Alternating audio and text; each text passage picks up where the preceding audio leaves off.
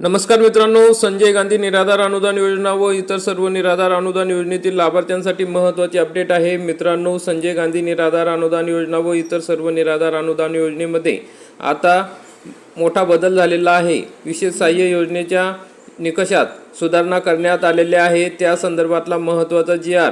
शासनाने प्रकाशित केलेला आहे। तर त्या जी.आर.नुसार काय माहिती दिलेली आहे, कोणत्या निकषात बदल झालेले आहे त्याविषयी आपण सविस्तरपणे माहिती आजच्या या व्हिडिओमध्ये बघणार आहोत। तरी मित्रांनो, हा व्हिडिओ शेवटपर्यंत बघा आणि चॅनलवरती नवीन असाल तर चॅनलला सबस्क्राईब करा। मित्रांनो, आपण या ठिकाणी बघू शकता विशेष सहाय्य योजनेच्या निकषात सुधारणा करण्याबाबत महाराष्ट्र शासन सामाजिक न्याय व विशेष सहाय्य विभाग 27 मार्च 2026 रोजीचा हा जी.आर. आहे। आपण बघू शकता सामाजिक न्याय आणि विशेष सहाय्य विभागाअंतर्गत राज्य पुरस्कृत संजय गांधी निराधार अनुदान योजना, श्रावणबाळ योजना, तसेच केंद्र पुरस्कृत इंदिरा गांधी वृद्धापकाळ, इंदिरा गांधी विधवा निवृत्ती वेतन योजना आणि इंदिरा गांधी राष्ट्रीय दिव्यांग निवृत्ती वेतन योजना राबवल्या जातात। योजनेतील लाभार्थ्यांना अर्थसहाय्याचे वितरण हे आता डीबीटीद्वारे करण्याचा शासनाने निर्णय घेतलेला आहे। त्यानुसार माहे डिसेंबर 2024 पासून विशेष सहाय्य योजनेतील पात्र लाभार्थ्यांना अर्थसहाय्याचे वितरण थेट त्यांच्या आधार संलग्न बँक खात्यात डीबीटीद्वारे करण्यात येते, जमा करण्यात येत आहे। संजय गांधी निराधार अनुदान योजना, श्रावणबाळ सेवा राज्य निवृत्ती वेतन योजनेतील लाभार्थ्यांना 1,500 रुपये आणि जे दिव्यांग बांधव आहे त्यांना 2,500 रुपये देण्यात येते। तर शासन निर्णयामध्ये काय सांगितलेलं आहे बघा, राज्य पुरस्कृत संजय गांधी निराधार अनुदान योजना व श्रावणबाळ सेवा राज्य निवृत्ती वेतन योजना आणि केंद्र पुरस्कृत ज्या काही इंदिरा गांधीच्या योजना आहे त्या योजनेतील पात्रतेचे निकष, अटी व शर्ती यासाठी लागणारे आवश्यक कागदपत्र यामध्ये खालीलप्रमाणे सुधारणा करण्यात आलेली आहे। योजनेच्या पात्रतेसाठी लागणारी माहिती व कागदपत्रे खालीलप्रमाणे आहे।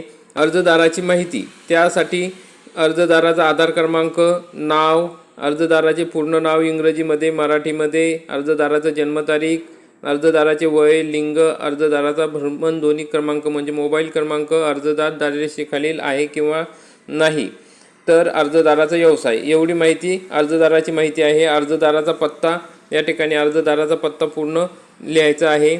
योजनेविषयी माहिती, तर त्यासाठी अर्जदाराचा जात प्रवर्ग लागणार आहे। योजनेचा प्रवर्ग, किमान 15 वर्षापासून महाराष्ट्र राज्याचा रहिवासी असल्याचा पुरावा, कुटुंबातील व्यक्तींची संख्या, सर्व मार्गांनी मिळणारे कुटुंबाचे वार्षिक उत्पन्न, दुर्धर आजाराचा प्रकार, अर्जदार दिव्यांग असल्यास UDID क्रमांक, दिव्यांगाचा प्रकार, दिव्यांगांची टक्केवारी, हे सर्व गोष्टी अनिवार्य करण्यात आलेल्या आहे।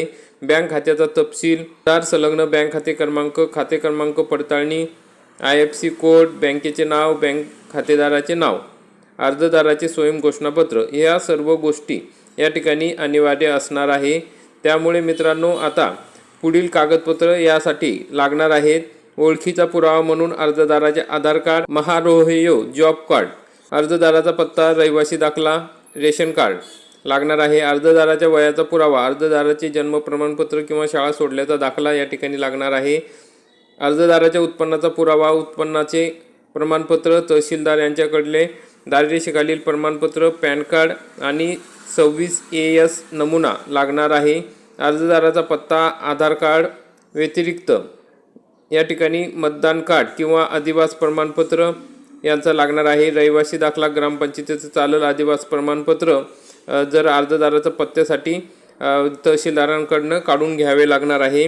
पात्रतेचे पुरावे, मग पात्रतेसाठी कोणते पुरावे लागणार आहे, कोणते कागदपत्र लागणार आहे, तर अर्जदार दिव्यांग असल्यास UDID कार्ड लागेल, पतीचे मृत्यू प्रमाणपत्र, विधवा महिलांबाबत घटस्फोटाचा पुरावा, न्यायालयीन जो काही निकाल असेल त्याचा पुरावा लागेल, अनाथ प्रमाणपत्र, ग्राम महसूल अधिकारी किंवा ग्रामसेवक यांचे संयुक्त स्वाक्षरीने, अत्याचाराचा प्रमाणपत्र, जिल्हा चिकित्सक, महिला व बालविकास अधिकारी किंवा पोलिसाचे प्रमाणपत्र लागेल, घटस्फोट प्रलंबित असल्यास त्याबाबतचे ग्राम महसूल अधिकारी व ग्रामसेवक यांचे प्रमाणपत्र लागेल आणि तृतीयपंथी असल्यास त्यांचे प्रमाणपत्र लागेल।